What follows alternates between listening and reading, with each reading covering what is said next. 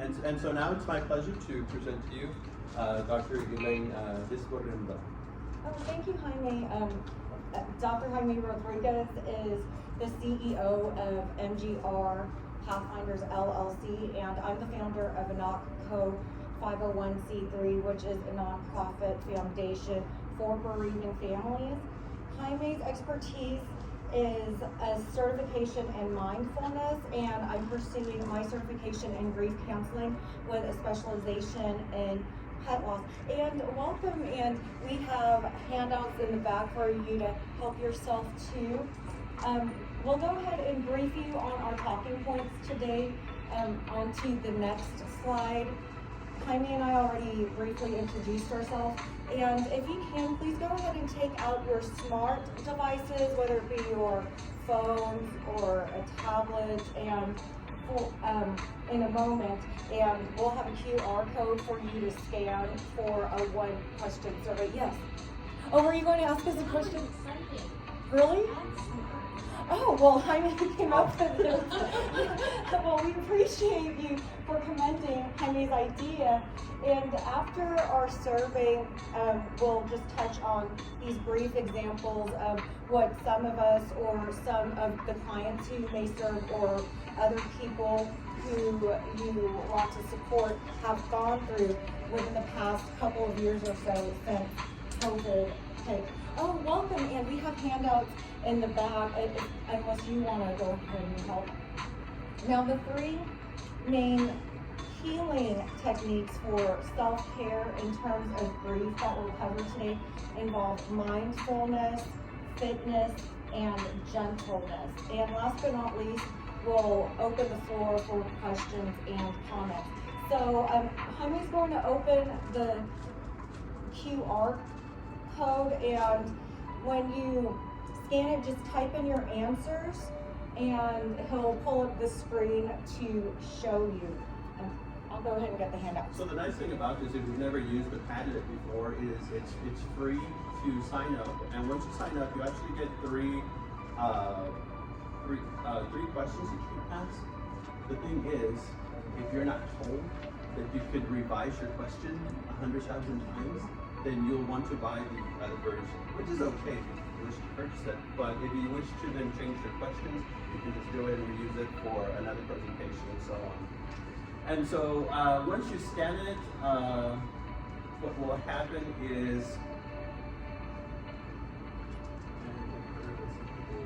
so I will then go to, then you can see here that some individuals have already shared what they have experienced with regard to grief. And of course, one of the things that we want to mention is that this is a safe place for you. I hope that we've given you that opportunity to come in and say, you know what, yeah, I'm okay to share that what I say will be validated. And so what some of the things that you see here is commonalities. So if this is a type of activity that you think that might help you express yourself and others express themselves, then this is one version. Another version that I like to use when I do presentations is it's using pennies. And so each penny has the year that it was minted on it. And so you select the years depending on your audience. And so you might go 10 or 15 years. And so as they're coming in the door, you have your audience pick a penny. They don't know what it's for, but when you're ready to start, then ask them, you know, okay, take a look at the year that your penny was minted and think about such and such question that you want to get from them. And so then you get something totally different, but then you also get something that might be totally the same in terms of the experiences that they might come with. So again, and so we see that some of the things that we had mentioned earlier on is that loss of family, of loved ones. You know, people that we've known and truly been in love with. Let's go ahead and check out some of these answers that y'all put on the screen, and I just want to tell y'all that we are grateful to have you here today. We know that coping with loss is one of the biggest challenges that we'll ever encounter in our lives. And I love that somebody shared this sweet dog. Oh my goodness. And I lost my cat almost 2 years ago, and she would have turned 16 last 2 weeks ago. So you know, I definitely feel you, I hear you, I see you, and I mean, we can all empathize with that. Pet loss is actually a form of disenfranchised grief. So if you've learned about disenfranchised grief, it's a form of grief that is not recognized by society, but hopefully more of us out there can raise that awareness and be more compassionate for people who are going through the loss of an animal, because that in itself is very symbolic of having a family. And I noticed somebody had lost 2 handfuls of people, including, and as well as 2 pets. So that's got to be tremendously tough. And the COVID-19 pandemic has really changed all of our lives all over the world, because we've experienced losses, and we can go on to the next slide, Jaime. Losses such as loved ones or relationships, even with people who are still alive. Some of us may have had career setbacks or lost our homes or some other financial hardship, as well as some goals not being met. I had a good friend building a house before COVID-19 hit, and of course that delayed the final reveal of her forever home, but some have lost, you know, their whole lives or their whole households even. So it's really, really devastating. Let's go on to our first type of self-care healing. And am I blocking your way, gentlemen? Okay, good. This one is mindfulness through meditation. Now, we're not going to cover this part today, but I consider a form of mindfulness in terms of retreating for myself and making that me time. Like, for instance, you know, taking a nice bubble bath and unwinding and relaxing, or I was going to say get a massage, but I guess that involves 2 people unless I massage myself. But we're actually going to focus on meditating today. And when you do practice meditation, you want to first find a place that is free of distractions and open your mind so you can clear it. And this is your time to focus, but not feel so overwhelmed with all the cumbersome nature of things that are going on in your lives, including dealing with grief. You'll also practice deep breathing. You may even have a form of body scanning where you are aware of how each body part feels at one moment in time, and ways that you can go through guided meditation, or that you can help your clients or other people who you are supporting through grief is by leading them to apps that are already available. Some of us have our wearable tech. For instance, our Apple Watches are equipped with the mindfulness app that includes breathing and reflecting prompts. And we also have Headspace. One of the handout with Jaime's and my logo have like the guidelines linked from Headspace, which also is available on Netflix. There's also Insight Timer, the Calm app, Abide app, other places you can find meditation guides online. And Jaime actually provided you with 3 types of meditation in the handout that says body scan at the top if you want to cover it. And so if you take a look at one of the sheets, if you were able to take the handouts from the back, you'll see that there are 3 meditations that, if you wish, you may practice. One of them is a focused body scan, because during this time, you know, it is sometimes difficult for us to make it through the day without feeling something. It's getting out of bed, or going to bed, or getting off your seat, or wanting to do something. And so you explore your body and how it feels, and you allow yourself the time to reflect with regard to your body. The second one then is, of course, a meditation for dealing with grief. And it's important, though, that as you're dealing with, as you're going through these meditations, people sometimes ask themselves, well, I don't know how to do it, and I don't understand it. And really, it's just a way to get yourself in a different mindset, to allow yourself to relax from the stressfulness of what you're going through. And so then you say, well, I start off really good, but then I wander off. The thing is that we're not told is, it's okay. Wander. But come back.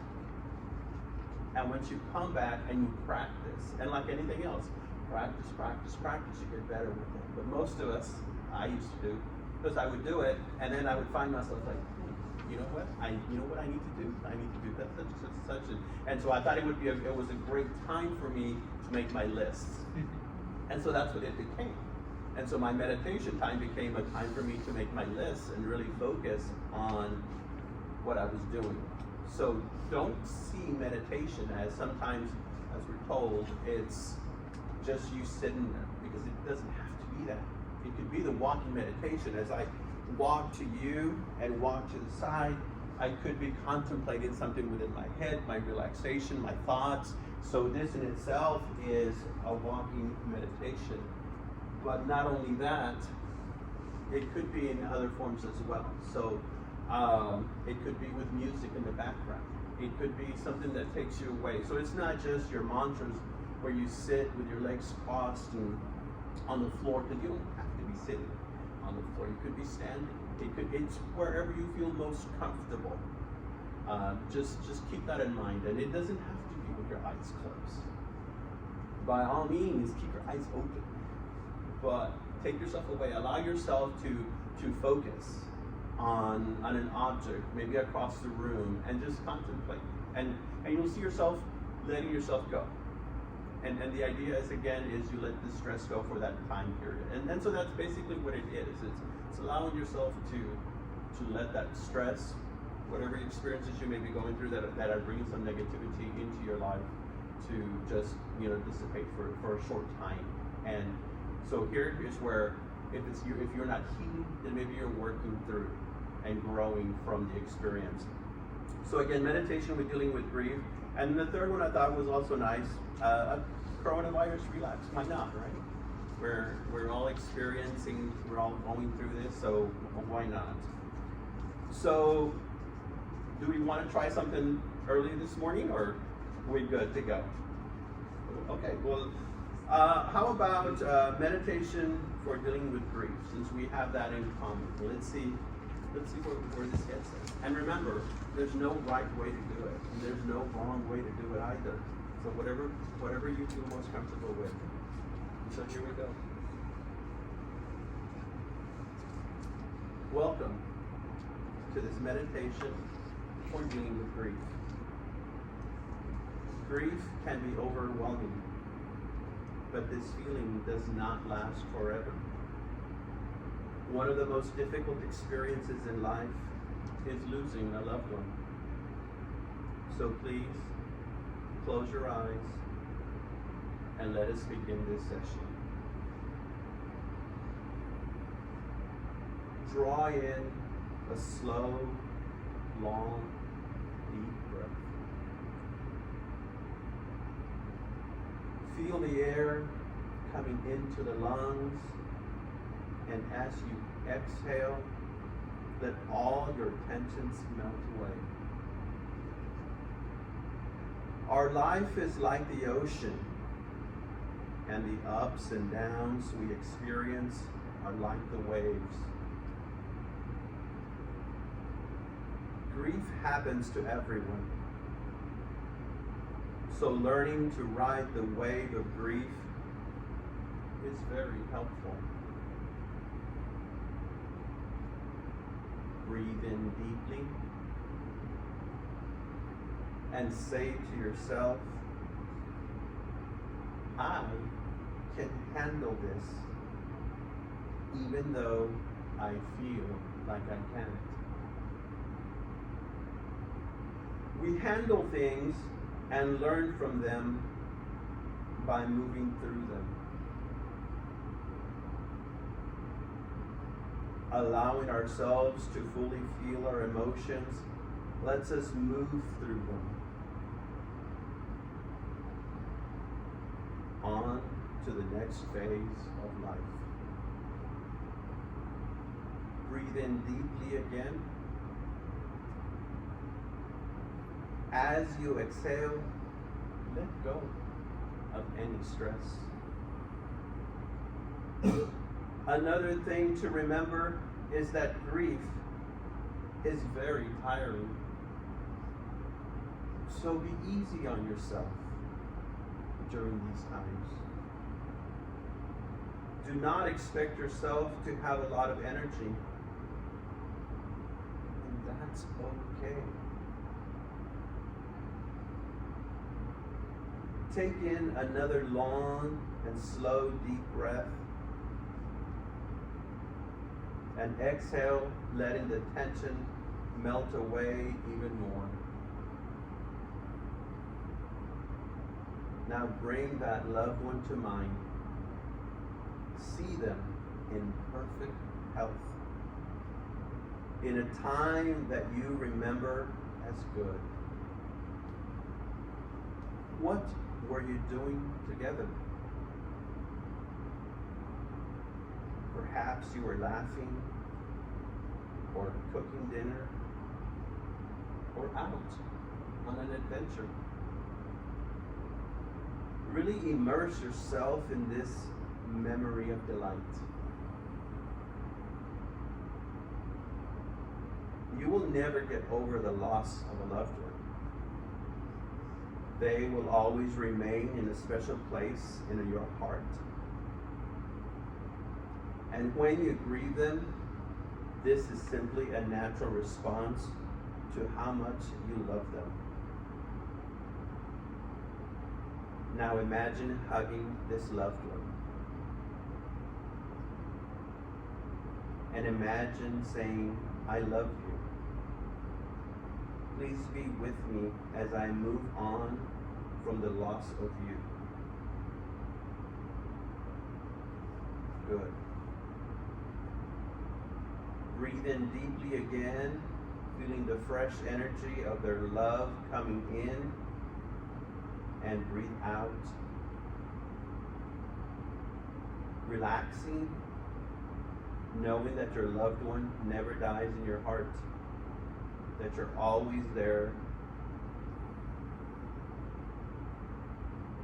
So whenever you need them, just close your eyes and imagine they're there in front of you and say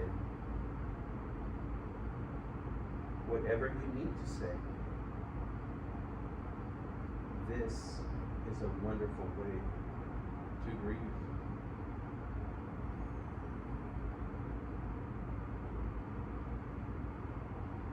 Whenever you are ready, open your eyes.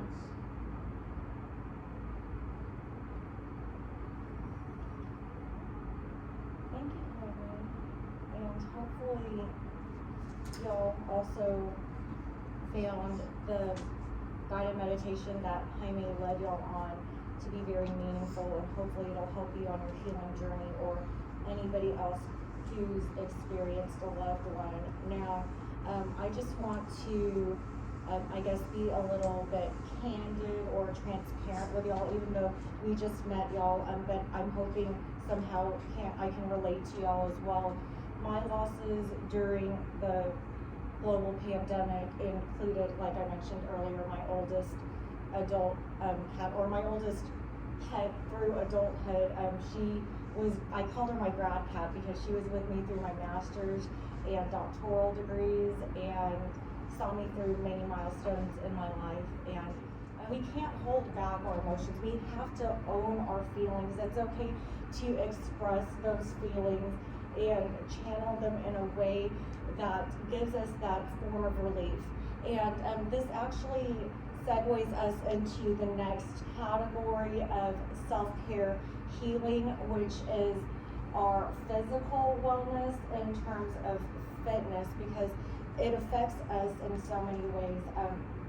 Aside from my oldest cat, I also lost both of my pregnancies, one before COVID-19 and one a few months after I lost my grad cat. And in addition, the following year in 2021, I also lost multiple students, former students of mine, colleagues, and it's been tough on all of us, as we saw in the Padlet answers earlier. So family members or close loved ones, people we may have worked with or served, animals, those are a part of our family. So yes, next slide please, for the physical fitness, because we have those physiological effects resulting from grief. We may feel like it's hard to get out of bed in the morning, or we may have anxiety raised, or be depressed or fatigued because it really weighs us down. When you take home the handouts today, you'll see on the front page of the body scanning and meditation handouts that Jaime listed, having the weight lifted off your shoulders or your chest or other body areas, that you'll be aware where you feel the most heavy. I always heard that saying, with a heavy heart, because you're carrying that burden with you when you lose somebody. When you're grieving, it is a form of love, because if you love somebody so much, you're going to grieve deeply. It's natural. Even for those who internalize it, the grief is real, the grief is there, and it's a matter of us to recognize it, whether we keep it to ourselves or we channel it out and turn to others about it. But what we can do is take care of our physical wellness.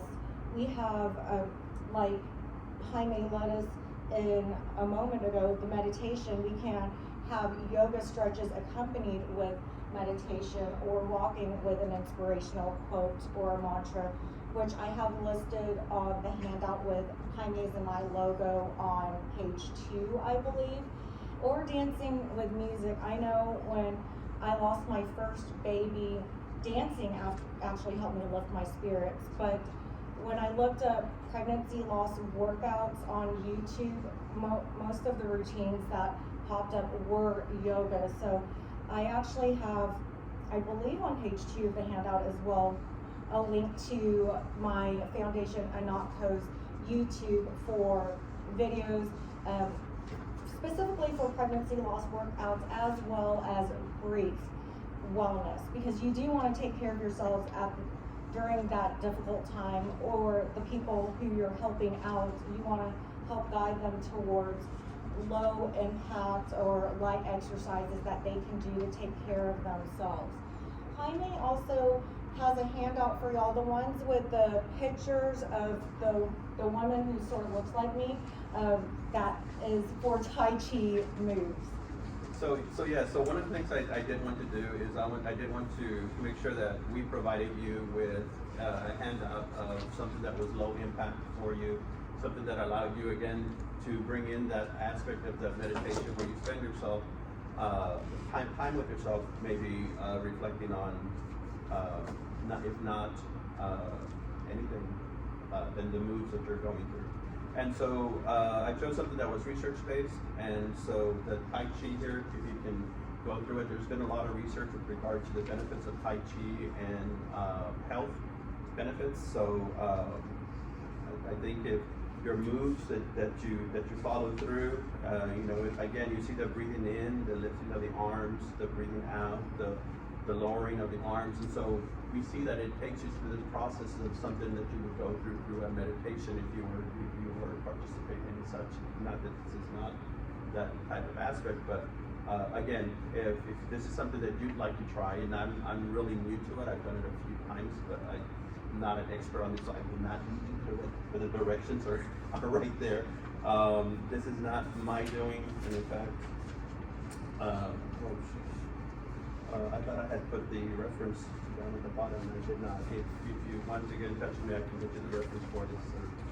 Just Google the title and the reference will come up itself. But yes, there are some that I did enjoy with regard to Tai Chi. There's many different forms. This is a short form. One of the other types is if you do have someone or maybe yourself doesn't feel like standing one day, there are some that you can actually do from a chair, sit down.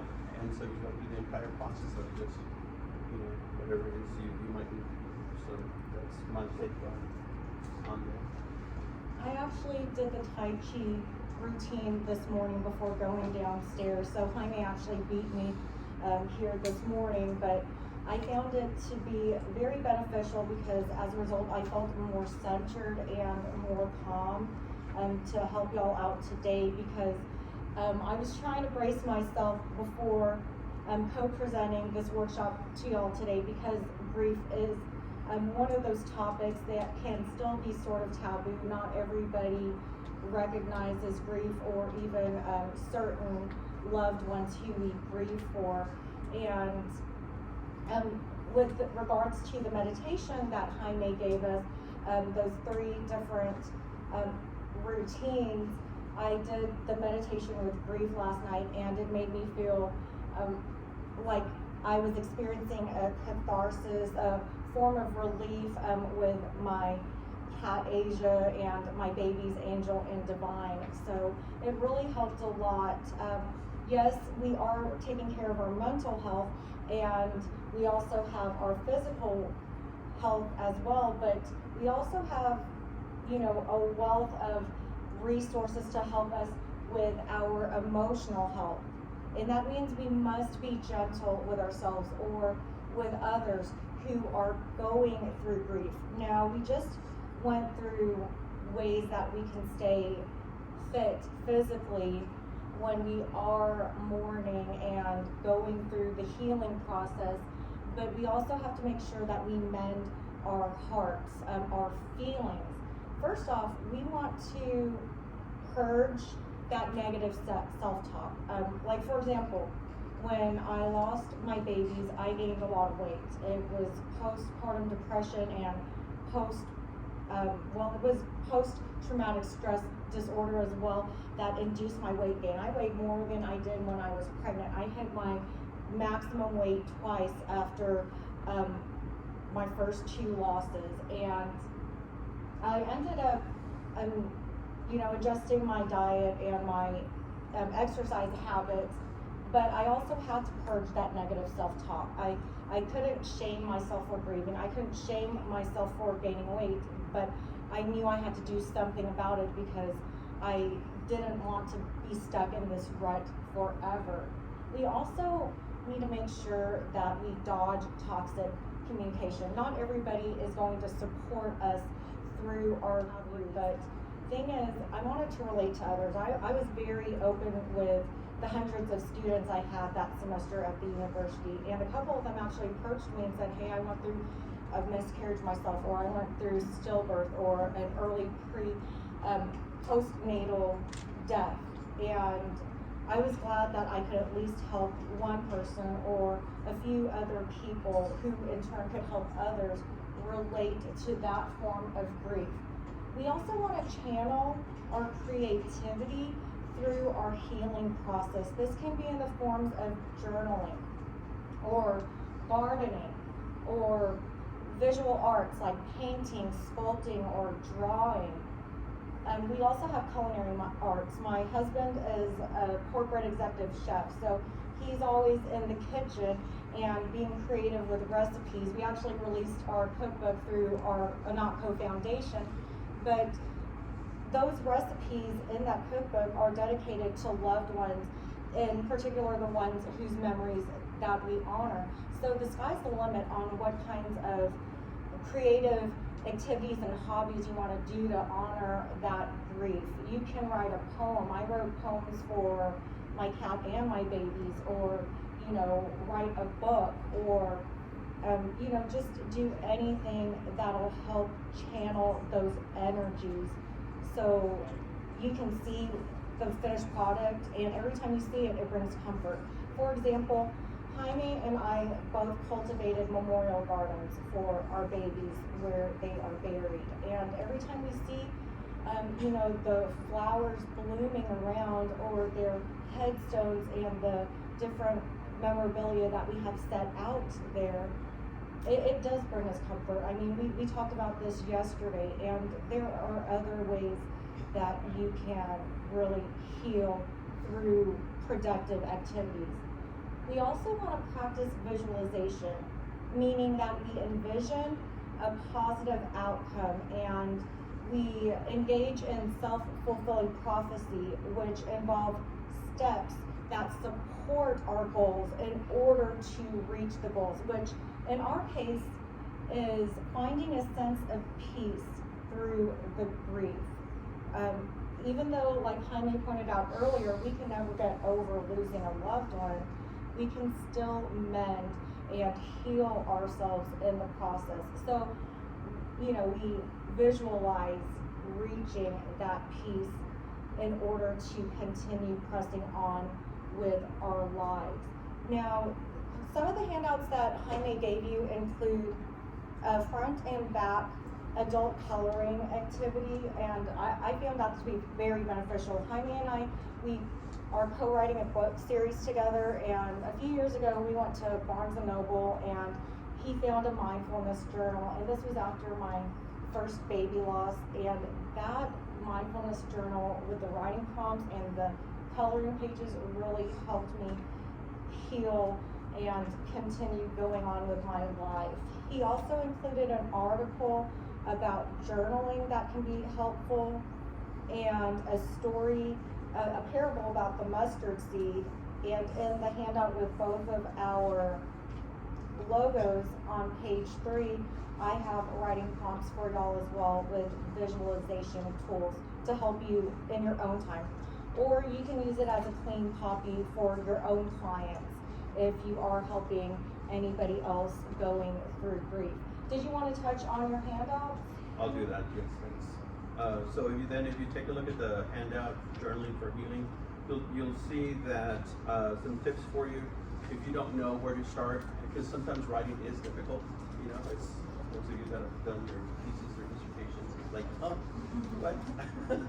And so if you take a look at some of the prompts, it just prompts you today. I'm really missing, the hardest time of day is I have been feeling a lot of, and so it gives you those starters that, you know, perhaps you don't know where to start, but hey, maybe with this phrase, you know, it might get you to do something to bring out from you what you've been experiencing.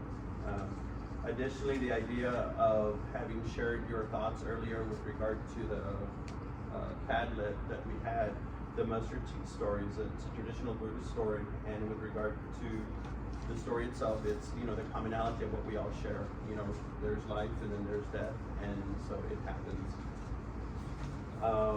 Up at the front, and what I'd like you to do is, I think I brought enough for everyone.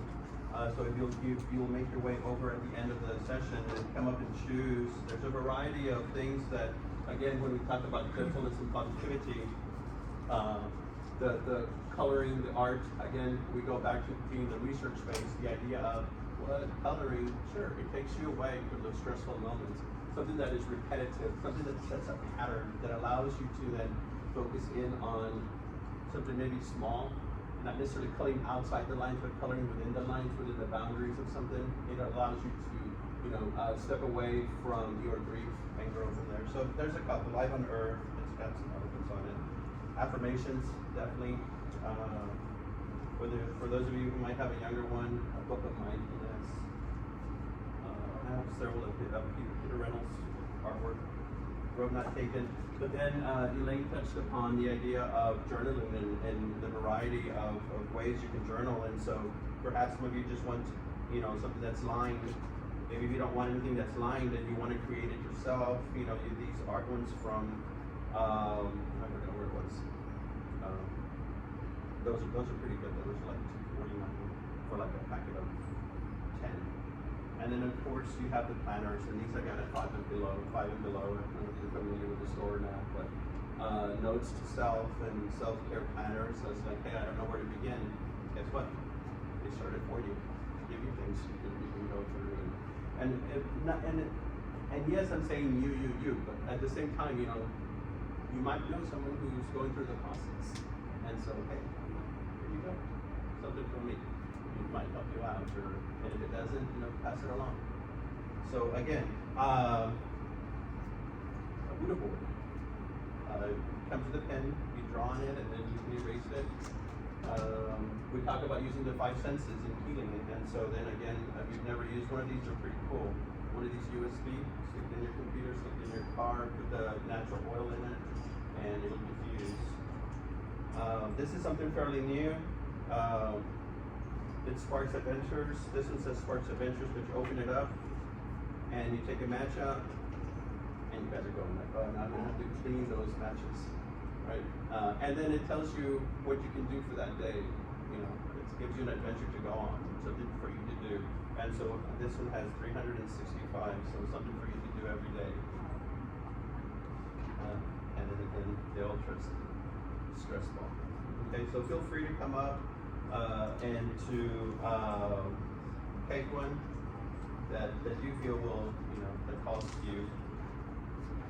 Coloring sheet, I'm resilient, and yes, love it. So maybe you're at some other workshop, not this, or you start coloring in. That's not what this is for, no. So feel free to pass that along as well. What a clever idea, Jaime. So at least it'll keep us occupied. I know with, like if some of us take our families to church and we have children who can't sit still, that may work for them as well. But this one in particular that Jaime got is more for adults, so that way you can stay in the lines. Now, to wrap up our session today, our main goal is to pursue peace in the midst of grief. Yes, we are all owning our feelings, and we are entitled to them, and we can channel them in healthy ways like we presented here today, as opposed to destructive ways. We want to be constructive instead. And we have those different aspects of health, our mental with our minds, our physical with our bodies, and our emotional well-being. And for those of you who practice spirituality, that can fit into the mix as well. And next slide, Jaime. A lot of the sources that I found are published in my first ANAK book, which is my Grief Communication Guide. And for more information on my Grief Families Foundation, on to the next slide, I have my QR code. And this is our time to open the floor for questions or comments. If any of y'all want to share if any of these types of techniques that we identified are ones that you're already familiar with, that have helped you already, or somebody else who you know coping with grief, or if you even want to share and elaborate a little bit more on your survey answers from earlier, you can feel free to speak up.